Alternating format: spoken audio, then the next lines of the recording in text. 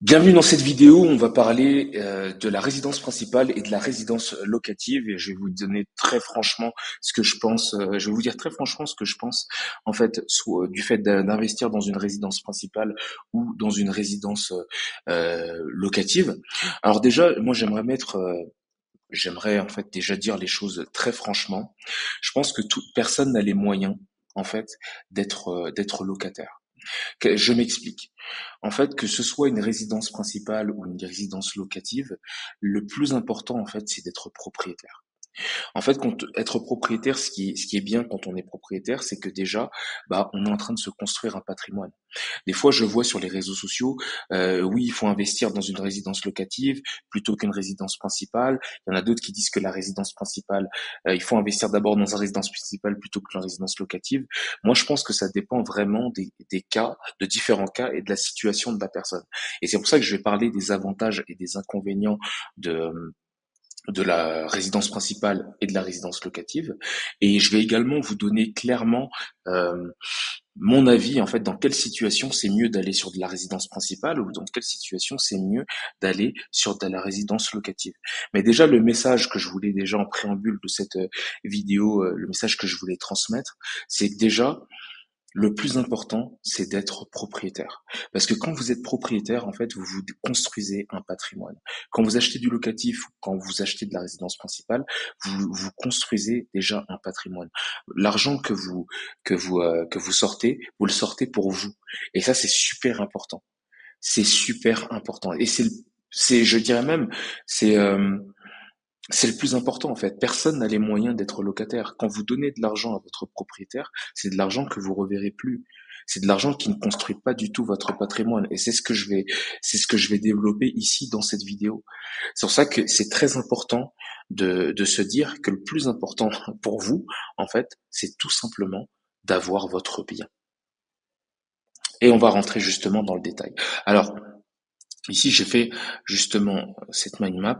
Alors, résidence locative ou résidence principale. Donc, on va commencer par les avantages, en fait, d'investir dans du locatif. Alors, le fait d'investir d'abord dans du locatif, ça va vous permettre de vous créer un revenu passif. C'est ce que j'ai mis ici. Un revenu passif, c'est quoi? C'est tout simplement, en fait, si vous avez tout simplement utilisé la bonne stratégie, bah, tous les mois, en fait, le loyer que va vous donner votre locataire, il va non seulement payer le crédit que vous allez rembourser à la banque, mais en plus de ça, ça va vous permettre de générer bah, un complément de revenu. Et c'est ça qui est très intéressant quand on investit, en fait, d'abord dans du locatif, c'est que par la suite, quand vous voulez acheter votre résidence principale, vous avez une capacité d'emprunt qui va être beaucoup plus importante. Et c'est pour ça qu'avec mes clients, moi, quand ils ont la possibilité d'aller et d'investir dans du locatif, bah, je leur dis d'aller sur du locatif parce que ça va leur permettre, bah, à terme, d'aller sur le bien qu'ils ont réellement envie. Et des fois, il y a des situations dans lesquelles bah, on peut d'abord investir dans du locatif avant sa résidence principale, notamment pour se créer un revenu passif. Le deuxième avantage que j'ai mis, qu'il y a à investir d'abord en fait dans euh, dans une résidence dans une résidence locative, c'est tout simplement que vous laissez la banque payer votre bien. C'est ça qui est super intéressant. Si vous avez un dossier bancaire, un bon dossier bancaire, on va en parler tout à l'heure, et j'en ai fait une vidéo YouTube. Et ben en fait, vous allez demander à la banque de payer votre bien. Donc ça, c'est un avantage. C'est un avantage qu'on a en France, c'est qu'on peut demander aussi, on peut aller jusqu'à du 110%. Donc c'est super intéressant. Le 110%, pour ceux qui savent pas ce que c'est, en fait, le 110%, c'est que la banque paye non seulement le bien, les travaux, mais également les frais de notaire. Donc c'est super intéressant. Également, quand vous investissez d'abord dans votre résidence locative et avant votre résidence principale, c'est vous gardez votre mobilité. Alors quand je dis mobilité géographique, c'est tout simplement que le fait d'avoir un bien euh, en résidence locative, bah, ça vous permet justement, bah, comme j'ai dit, vous avez un revenu passif qui vient, ça vous permet de continuer de bouger, de continuer de vous déplacer. Or que quand vous avez votre résidence principale, bah, vous vivez là, quoi. Vous êtes, voilà, le bien il est figé, enfin, vous vivez dans ce bien-là. Or que quand vous avez une résidence locative, bah, vous pouvez aller, si vous habitez, je sais pas, vous habitez en Bretagne, par exemple, vous avez un bien à Lorient et vous pouvez habiter à Paris. Vous n'êtes pas dépendant en fait de votre logement. C'est ça qui est super intéressant. Maintenant, il y a également d'autres avantages, comme le fait de pouvoir enchaîner les opérations et accumuler en fait du patrimoine rapidement. Quand vous investissez dans une résidence locative, comme je l'ai mis ici, eh ben en fait vous allez générer du cash flow, donc un revenu passif, donc vous augmentez votre capacité à emprunter. Vous gagnez également la confiance de la banque. Parce que la banque va voir que, ah ouais, d'accord. Donc lui, il sait investir dans l'immobilier. Donc si vous voulez aller voir la banque pour pouvoir enchaîner sur une autre opération, bah, elle va vous voir différemment. Elle va comprendre que vous êtes un investisseur, que vous avez compris comment est-ce qu'on investit justement dans l'immobilier, et elle va plus facilement vous prêter pour pouvoir enchaîner les opérations. Donc c'est ça qui va vous permettre d'accumuler en fait du patrimoine. Et c'est ça qui est super intéressant. C'est que si vous avez déjà la confiance de votre banquier, vous allez pouvoir enchaîner les opérations et vous vous retrouvez pas juste avec un bien, vous vous retrouvez avec plusieurs biens parce que vous avez réussi à gagner la confiance de votre banque. C'est super intéressant. Et là, je vous ai mis ici, vous profitez voilà de l'effet de levier bancaire, hein, forcément, parce que du coup, c'est de l'argent que vous n'avez pas. Vous utilisez l'argent de la banque pour vous créer un patrimoine, et c'est votre locataire qui rembourse votre crédit. Vous, vous continuez comme le premier point que j'ai mis ici sur le premier point que j'ai mis en avantage, c'est que vous créez un revenu passif en utilisant l'argent de votre locataire pour rembourser votre bien. Je ne sais pas si vous réalisez en fait la puissance du fait d'investir en fait dans des logements dans du locatif. C'est super intéressant. Et en plus de ça, comme je l'ai mis ici, c'est que si vous utilisez les bonnes stratégies de location, ça peut vraiment vous permettre de très bien gagner votre vie. Et c'est pour ça que moi j'aime autant le locatif. Et quand j'analyse justement la situation de mes clients et des personnes que j'ai en appel, bah je regarde, enfin j'essaye le plus possible de les envoyer vers de l'investissement locatif parce que justement ça peut leur permettre de développer leur patrimoine en testant justement les meilleures stratégies en fait de, de location, comme la location courte durée. Donc j'ai fait une vidéo là-dessus hein, sur la location courte durée, la colocation, etc. Si vous avez envie justement d'en savoir plus sur ces stratégies-là, il y a une vidéo YouTube où j'explique explicitement hein, justement euh, les différentes stratégies possibles. Donc voilà pour ce qu'il en est en fait du fait d'investir dans du locatif avant d'investir sur de la résidence principale. Voici les différents avantages. Donc ça permet de créer un revenu passif, de laisser la banque payer votre bien, de garder votre mobilité géographique, d'accumuler le plus rapidement possible en fait du patrimoine, de profiter de l'effet de levier bancaire. L'effet de levier, c'est tout simplement le fait d'utiliser la banque pour pouvoir financer quelque chose que vous ne pouvez pas financer vous-même, et justement d'utiliser en fait les meilleures stratégies de location pour pouvoir générer le plus de cash possible. Voilà. Maintenant, on va passer à la résidence principale. Comme je l'ai dit, en fait, le plus important, c'est d'être propriétaire. On n'a pas les moyens d'être locataire. Voilà, si on peut pas aller sur de la résidence si on veut locative, on va aller sur de la résidence principale. Pourquoi? Parce que l'argent, quand on paye un loyer, en fait, cet argent, on ne le revoit plus, c'est cramé. En fait, on est en train de rembourser le crédit de quelqu'un d'autre. Et ça, c'est ce qu'on ne veut pas. Donc du coup, quand on peut pas aller sur de la résidence principale, comme je le dis ici, ou quand on est locataire et qu'on veut pas faire du locatif, pardon, eh ben on va aller sur de la résidence principale. Et ben je vais vous présenter justement les avantages. Donc déjà, c'est une sécurité émotionnelle. Déjà, quand on est propriétaire de chez soi, déjà, ce qui est bien, c'est qu'on est, entre guillemets, en sécurité. C'est notre logement. Voilà, émotionnellement parlant, on est content d'avoir son propre bien, d'être à un endroit où on se sent bien. C'est peut-être même il y a des personnes qui font construire, donc c'est vraiment la maison qu'il leur fallait. Déjà, au moins, émotionnellement parlant, on sait que l'argent que l'on rembourse, bah, à la banque, c'est vraiment un bien qui nous appartient. Ça c'est super intéressant. Également, il y a une stabilité pour la famille. Souvent, ceux qui investissent dans une résidence principale avant de faire du locatif, c'est tout simplement parce que également ils ont une famille, des enfants. Ce que je peux comprendre. Quand on a une famille, notre priorité, bah, Généralement, c'est notre famille. Donc du coup, avoir une résidence principale, c'est bien souvent une maison, ou même des fois c'est un appartement. Eh bien, c'est de pouvoir faire en sorte que la famille soit dans un secteur, dans un milieu euh, plus favorable. Donc c'est une stabilité également pour la famille d'être propriétaire de sa résidence principale. Également, vous payez pour vous, c'est ce que je disais au départ, vous payez non seulement pour vous et non pour un propriétaire. Donc là, vous êtes en train de, le capital que vous remboursez tous les mois à la banque, bah c'est pour construire votre propre patrimoine. C'est ça qui est intéressant. C'est que là, en fait, ça a du sens. L'argent que vous sortez chaque mois, c'est pour vous et c'est pas pour quelqu'un. C'est super intéressant. Également, il y a le pouvoir, c'est le fait de pouvoir faire des travaux à sa guise. Quand on est locataire de son logement, en fait, quand on fait des travaux à l'intérieur d'une location, eh ben, en fait, on donne de la valeur à un bien qui nous appartient pas. Et quand vous êtes propriétaire de chez vous, bah, ce qui est bien, c'est que tous les travaux que vous faites, les travaux d'embellissement de votre logement, eh ben, ça vous bénéficie à vous. Parce que si demain vous voulez vendre votre logement, eh bien, bah ça va donner de la valeur au logement, ça va donner du poids au prix que vous allez afficher lors de la vente. Donc ça, c'est super. Alors que lorsque vous êtes locataire, bah, tous les travaux que vous faites, bah, c'est de la perte en fait. Oui, ça ça vous donne un certain confort sur le moment de d'avoir fait quelques travaux, vous vous sentez bien, mais en fait, ces travaux-là, vous n'allez pas en bénéficier. Demain, si le propriétaire il décide de vendre, vous avez embelli son logement. C'est tout.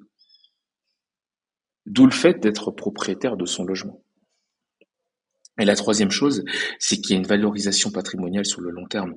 Ça va avec le point précédent en fait. C'est si demain vous voulez vendre votre logement pour pouvoir récupérer tout le cash qui est mobilisé sur votre bien, et bien en fait vous avez valorisé le patrimoine sur le long terme. Et ça c'est super intéressant. Et c'est un réel avantage parce que souvent le premier bien qu'on achète en résidence principale, c'est pas le bien dans lequel on va faire toute sa vie. Et ben en fait vous allez valoriser le patrimoine sur le long terme, donc il y a une possibilité de plus-value par la suite. Et bien évidemment, quand c'est sur une résidence principale, voilà, je vais pas rentrer dans les termes techniques et dans les termes fiscaux, mais quand vous avez habité dans votre résidence principale, lorsque vous vendez, et ben vous avez une exonération de la plus-value. Donc c'est super intéressant.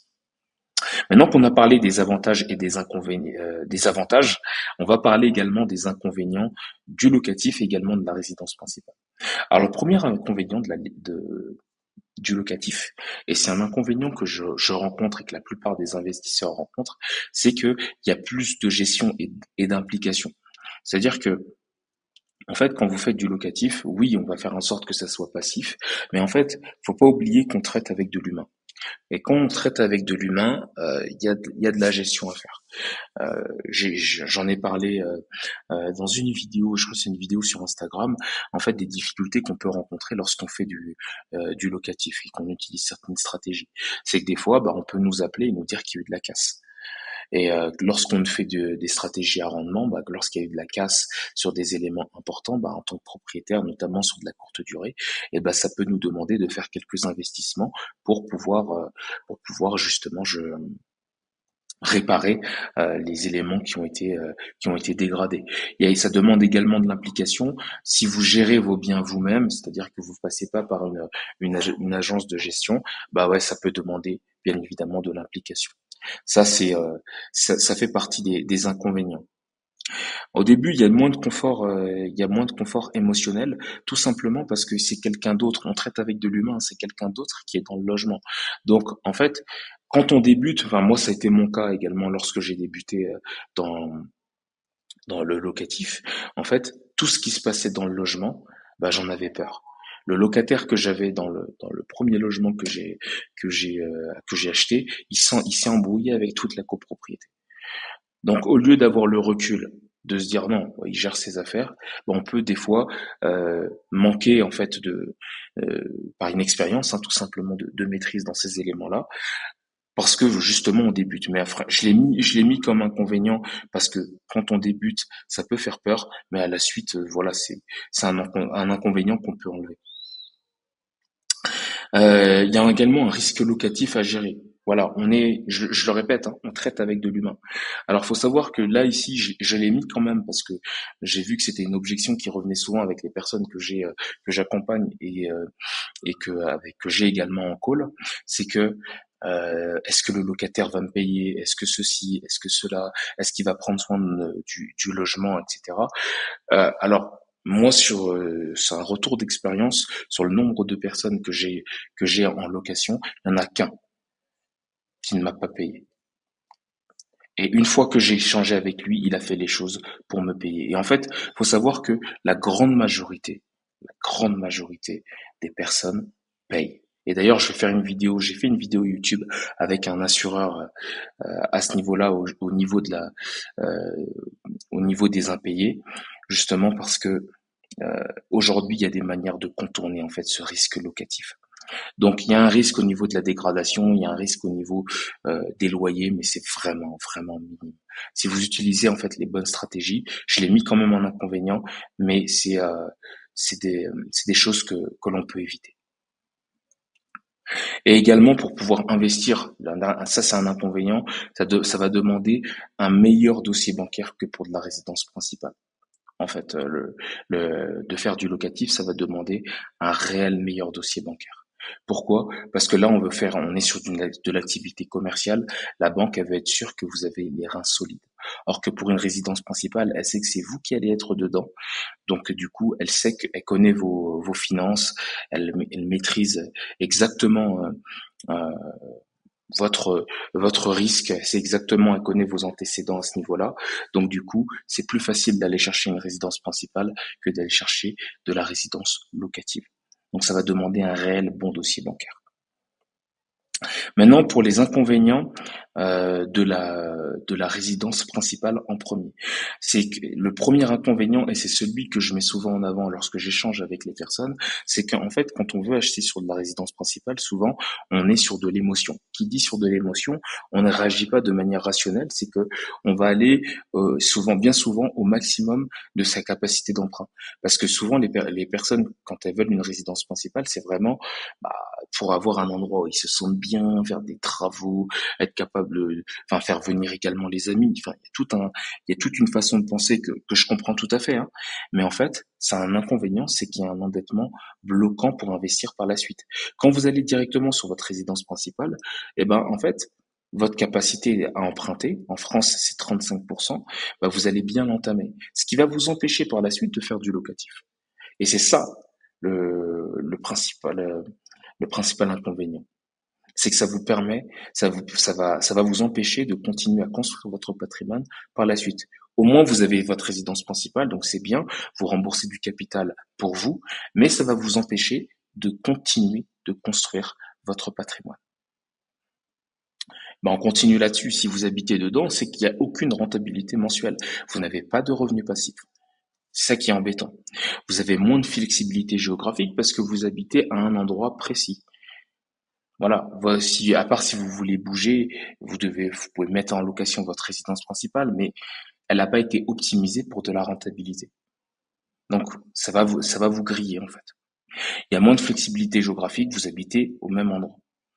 Et possibilité d'achat émotionnel, donc non rentable. Si demain vous voulez vendre votre logement, à part si vous vendez à quelqu'un qui veut faire également de la résidence principale et que vous montrez que vous avez fait des travaux d'embellissement, etc., bah, là, vous pourrez faire éventuellement une plus-value. Sinon, bah, voilà, bien souvent, quand on achète une résidence principale, on n'achète pas avec des chiffres on n'achète pas de manière rationnelle, on est plus sur de l'émotionnel, ce qui fait qu'au moment où on veut sortir de cet investissement-là, bah, bien souvent, bah, on perd de l'argent. D'où le fait que moi, je mets souvent en avant à mes clients, si la possibilité leur en est possible, d'aller d'abord sur de la résidence locative pour ensuite, lorsqu'ils ont envie de se poser, aller sur de la résidence principale avec une plus belle marge de manœuvre. Voilà. Voilà pour ce qui en est des avantages et des inconvénients de chaque mode d'exploitation, que ce soit du locatif ou de la résidence principale. Maintenant, dans quel cas choisir? Alors, dans quel cas choisir une résidence principale? Alors déjà, moi, je pense que quand on a une famille, pour la stabilité de la famille ou des enfants, c'est plus intéressant lorsqu'on veut se lancer dans le monde de l'investissement, quand on veut acheter un bien immobilier, d'aller sur de la résidence principale. Pourquoi? Parce que ça va permettre de sécuriser votre famille, tout simplement, et d'être dans un endroit qui convient. C'est pour ça que même les personnes que j'accompagne, s'ils ont quand même dans le projet d'aller sur du locatif, on va aller sur du résidence principale qui va leur permettre de se sentir bien, mais qui va pas entamer en fait leur capacité à emprunter. C'est pour ça il y a la possibilité aujourd'hui d'acheter intelligemment pour continuer de bénéficier de l'effet de levier bancaire. Alors pour le locatif, quand choisir du locatif également, c'est si vous avez la volonté d'enchaîner les opérations et de développer votre patrimoine le plus rapidement possible.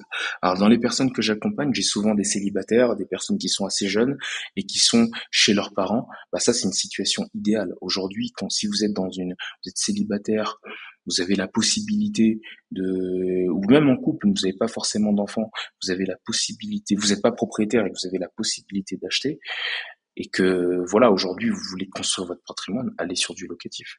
Ça va vous permettre d'enchaîner les opérations, développer votre patrimoine, avoir du revenu passif. Moi, je pense que c'est vraiment, c'est mon retour d'expérience, c'est la stratégie sur laquelle vous devez aller. Également pour de la résidence principale, si tu veux te poser sur le long terme dans le logement, si vous voulez être sur le long terme dans un logement, bien évidemment, la résidence principale, ça va être fait pour vous. Et si vous voulez pour le locatif, si vous avez l'objectif d'avoir de la liberté financière le plus rapidement possible, donc le fait d'enchaîner les opérations immobilières, ça va vous permettre petit à petit de remplacer votre revenu professionnel par vos revenus locatifs et de vivre petit à petit de l'immobilier. C'est comme ça que ça se passe. Voilà, en fait, tout va dépendre en fait de votre situation. Moi, je suis pas là pour vous dire il faut faire ci, faire ça. Ça vraiment, ça s'analyse. On prend le temps d'échanger ensemble pour pouvoir savoir exactement où est-ce qu'on va pouvoir travailler pour vous aider. Donc justement, juste en dessous de cette vidéo, vous avez un lien qui va vous permettre de prendre rendez-vous directement avec moi pour qu'on analyse votre situation, qu'on sache exactement ce que vous pouvez faire et comment est-ce que concrètement je vais pouvoir vous aider à mettre en place un plan d'action qui est adapté à votre situation. En plus du fait de pouvoir prendre rendez-vous avec moi pour qu'on puisse travailler ensemble et analyser votre situation, j'ai fait d'autres vidéos YouTube qui vont vous permettre en fait de comprendre le marché de l'immobilier, des possibilités qu'il y a en France et de ce qu'il est possible pour vous dans votre situation. Parce que chaque situation est unique, chaque situation mérite d'être étudiée. Donc je vous invite vraiment à regarder les différentes vidéos que j'ai pu faire sur YouTube. Ça va vous permettre d'avoir une vision beaucoup plus claire de votre situation. Et justement, vous avez des liens juste en dessous de cette vidéo qui vont vous permettre de prendre rendez-vous avec moi et justement de regarder ce qu'il est possible de faire pour vous. Dans tous les cas, on se retrouve dans une prochaine vidéo. N'hésitez pas à cliquer sur les liens pour qu'on puisse échanger ensemble. Et ciao, ciao!